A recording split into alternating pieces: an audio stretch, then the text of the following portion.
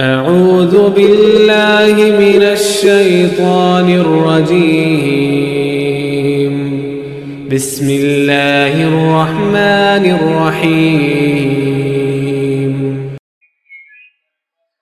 تبارك الذي بيده الملك وهو على كل شيء قدير، الذي خلق الموت والحياة ليبلوكم أيكم أحسن عملا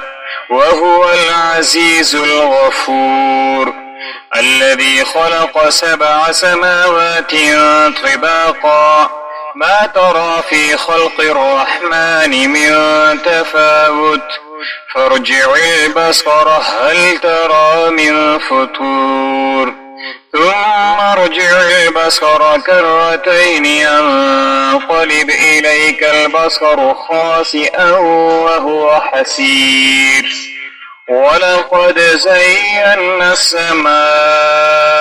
الدنيا بمصابيح وجعلناها رجوما للشياطين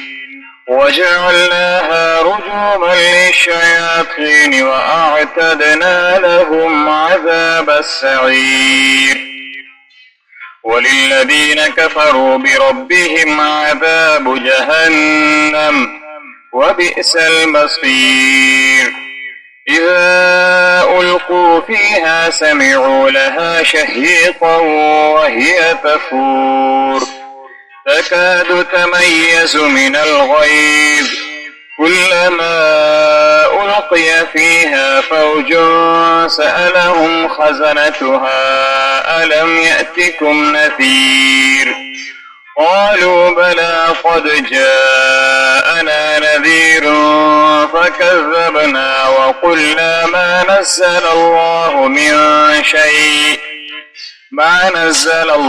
من شيء إن أنتم إلا في ضلال كبير، وقالوا لو كنا نسمع أو نعقل ما كنا في أصحاب السعير،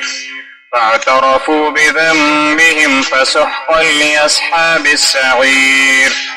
إن الذين يخشون ربهم بالغيب لهم مغفرة وأجر كبير، وأسروا قولكم أو اجهروا به إنه عليم بذات الصدور، ألا يعلم من خلق وهو اللطيف الخبير.